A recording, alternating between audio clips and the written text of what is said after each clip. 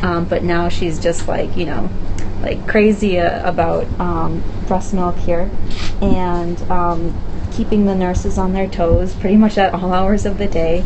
But she also, we've been able to get to know her so much during the last few months, and engage with her, and now that's coming through even more.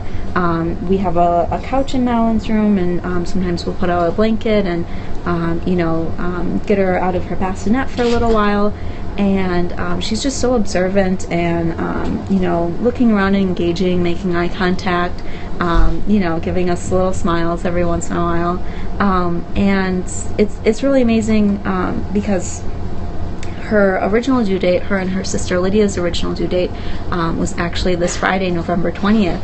And through really unfortunate events, we had to come here to the NICU when they were born early. But I've also been able bond with Madeline so much, and everybody here has been so supportive in helping me get to know her, and her love of baths and being cuddled and everything. So can you tell us a little bit about Madeline's personality? What are some of her favorite things to do with you?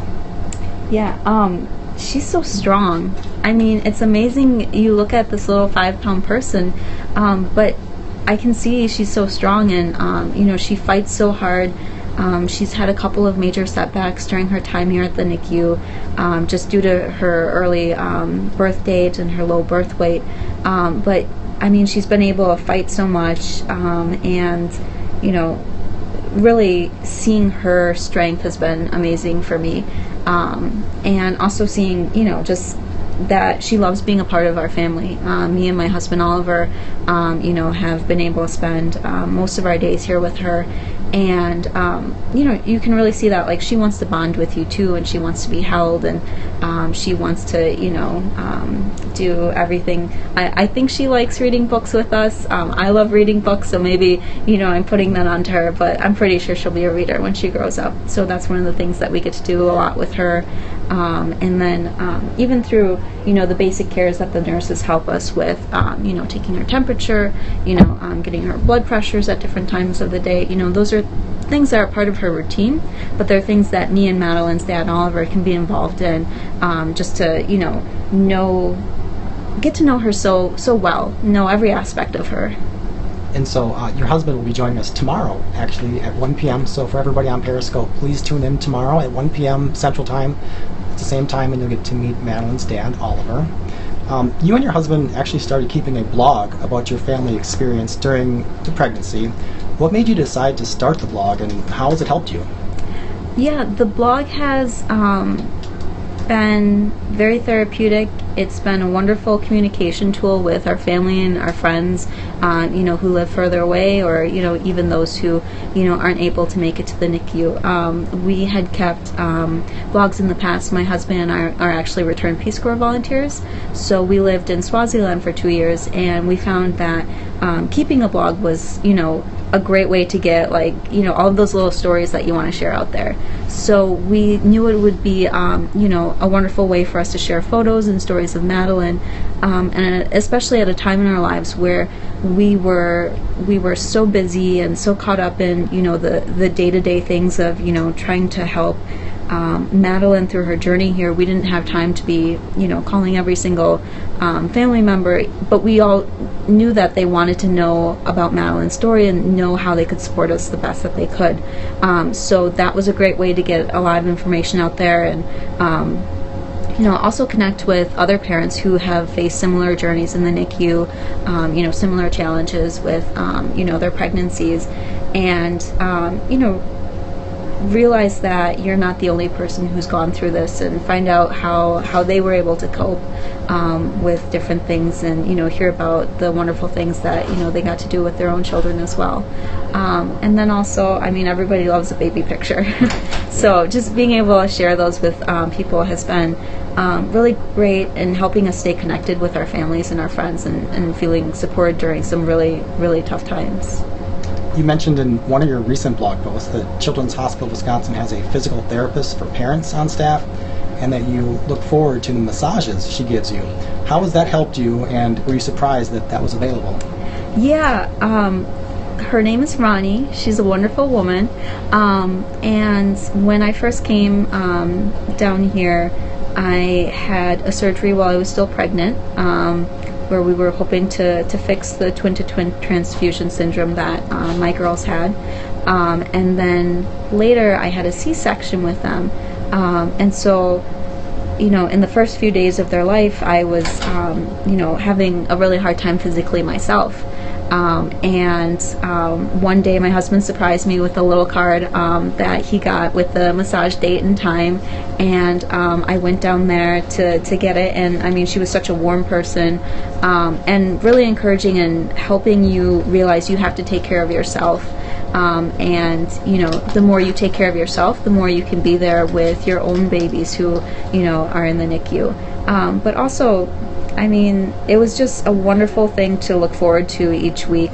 And, I know so many parents here, set up an appointment with her, and it's a time that, you can either talk with her about your day, you can take some time to, think in, a wonderful environment, think about all the things that are happening and trying to process them. So, she really helped encourage me in, making sure I could be there for Madeline as much as I could.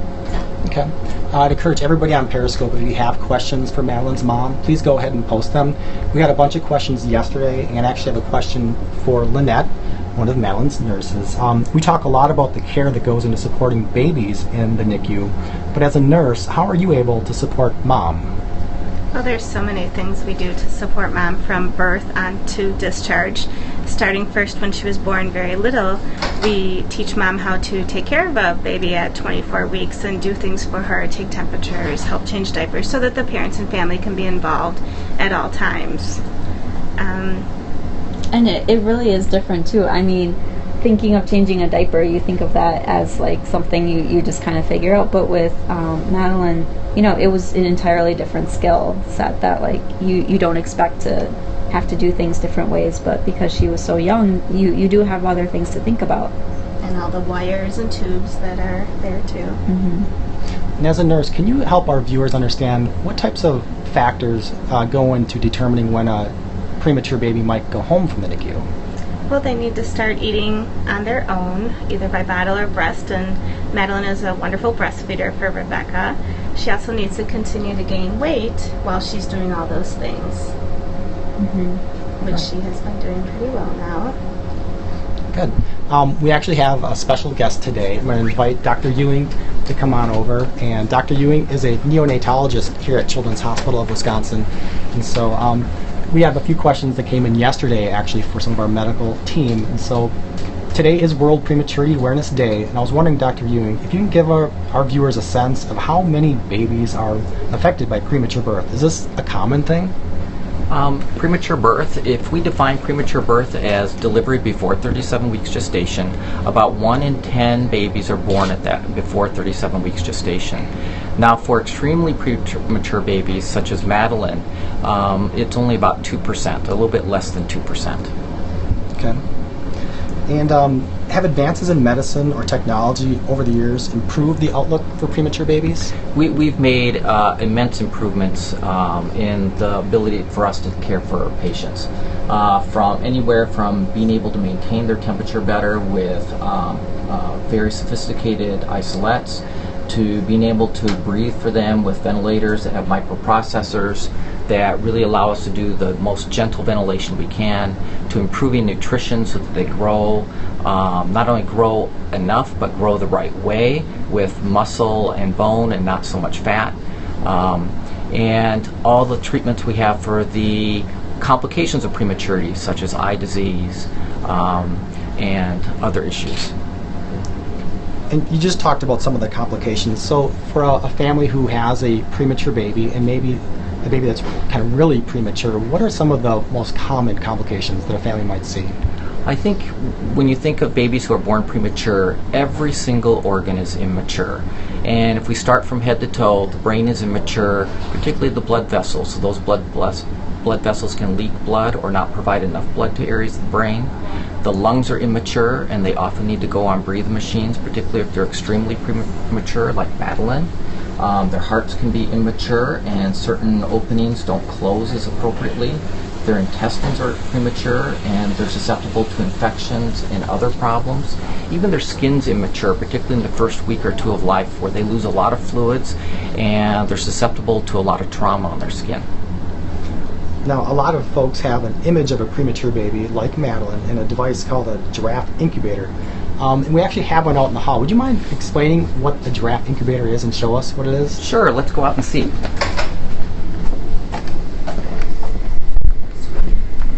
So this is a giraffe incubator, and this is for babies who are born extremely premature. This is where they will spend the first month or two of life. The nice thing about these incubators is that it maintains their temperature, so it actually takes their temperature continuously, and if they get cold, it warms up. If they get too warm, it cools down. It actually provides constant humidity. We are able to have access to the babies as needed, either through the porthole, or we can open the side or have the top go up. Great. Let's go back and join Madeline and Mom. We had a question about if we keep in contact with NICU graduates. And Dr. Ewing or maybe Lynette, how do we as a hospital provide resources for our families, or how do we keep in contact with families that have gone through this NICU experience? I guess they'd be NICU graduates. We have a NICU follow-up program, and our developmental clinic sees patients 4 months after discharge. Of course, for all the subspecialty care that patients such as Madeline would need with the pulmonary doctors, they come in and see them. And then the best days of the best part of my day is when we see former NICU grads come back for a visit, and they're running around in the NICU and they're starting to talk to us. It's the best time. Great. Mom, I have a question for you. When you look down at your beautiful daughter, what types of hopes and dreams do you have for her? I mean, so many. When my husband and I, we were getting ready to have children, and we were so surprised to be having twins, and we felt so lucky. And I was just thinking of, all of the things that I want for her, and I wish that her sister would be able to experience, things like travel, things like a love of learning and reading, the ability to, have great compassion for others, and perspective on, seeing other people's stories. And I think that, being here has taught me a lot about, the things that I want for my own family, and the perspective that I have on, finding, good things even when things are very difficult. But a lot of people are excited for Madeline to get into horseback riding like I was into when I was younger. And, she has great cousins already, and great aunts and uncles, and I'm excited for her to be a part of our big family. And just everything. I mean, there's so many good things, and I want her to experience all of them. And I also want her to be able to understand when she's older what she went through here, and what happened with her sister Lydia, who passed away on her 5th day of life, and be able to mourn those things, but also take them in stride and be a strong woman. Dr. Ewing, we had a question come through Periscope.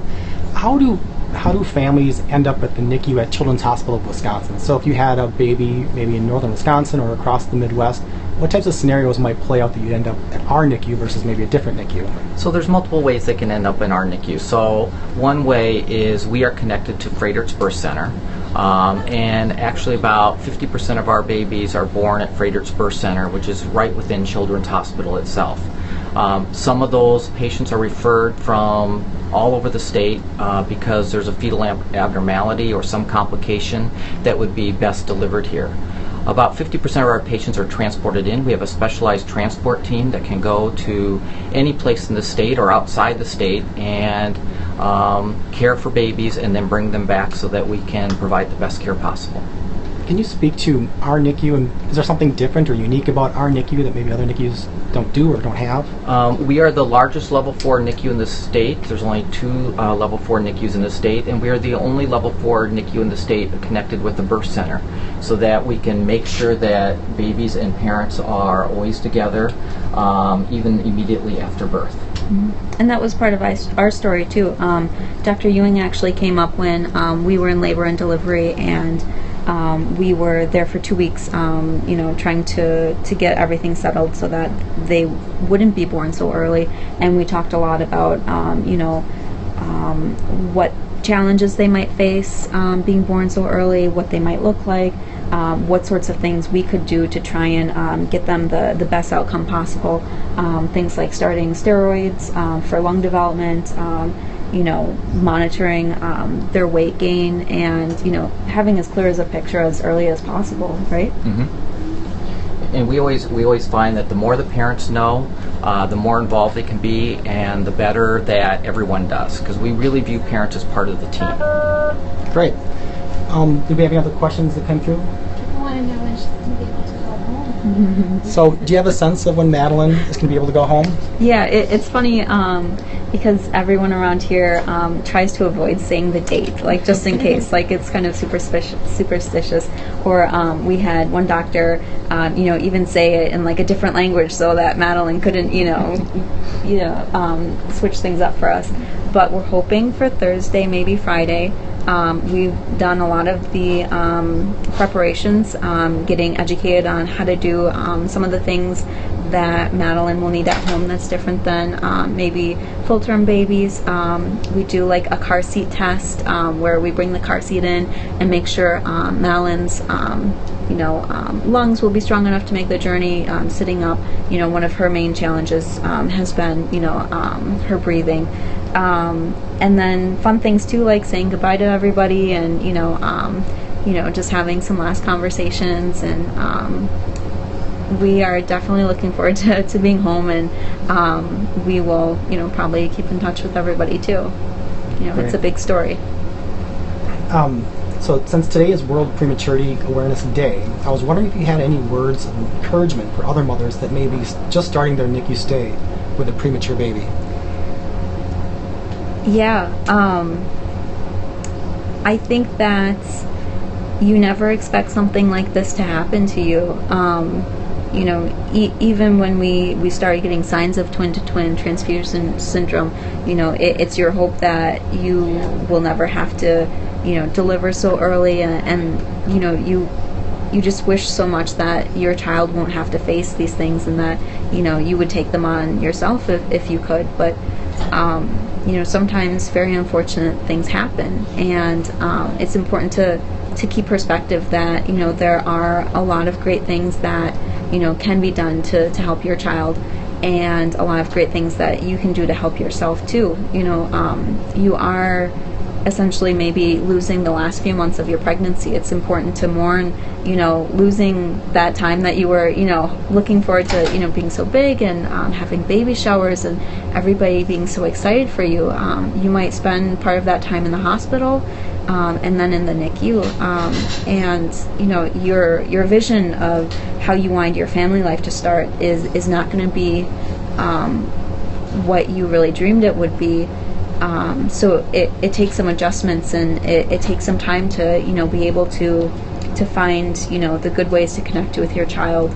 And from my experience with Madeline and her sister Lydia, it's been really difficult because you almost have to split yourself into two pieces. I've experienced the loss of a child, and I've experienced a wonderful success story that I'm so happy about. And so I've felt both ends of the story, and it's so challenging. But there's so many ways that people want to help you, and there's so many ways that you can get connected. And, out of any point in history, this is, the best time to, be getting help for these things. Like Dr. Ewing was talking about, they can do some amazing things today. So it's so important to, always be thinking positively and looking forward, and, making plans for your child, and being the best parent that you can be. And I think too, for people who maybe know a parent of a preemie, or somebody from your family, somebody at work too, you can do so much to help them. Things like asking, how the doctors and nurses are, what part of, what role the parent can play in the care of the child. It's unfortunate because you don't get to, really ask the same things about length and weight. Sometimes those are sad things to talk about. But there's so many different ways that you can support that person and, help them feel like their experience is just as valid as anybody else with a full-term child. I know there are so many people out there wishing you support. Is there anything you want to say to everybody? Just to saying we hope Madeline and sending you love. Yeah, well, thank you. And I mean, just by getting educated about premature babies and places like the NICU, you're doing a great job in, being more aware and knowing how to support other people, and, really becoming a stronger person by having the perspective to be able to be there for others who go through something challenging like this. That's great. Well, I just want to thank you so much for participating today. We're going to wrap up today's Periscope feed, but there's so much more to this story, so we invite everybody on Periscope to tune in again tomorrow at 1 p.m. Central Time to hear more of Madeline's story and to meet more of the staff caring for Madeline in our NICU. Tomorrow, we're excited to have a family support specialist from the March of Dimes joining Rebecca and baby Madeline on Periscope. So again, thank you everybody for joining. All right, bye.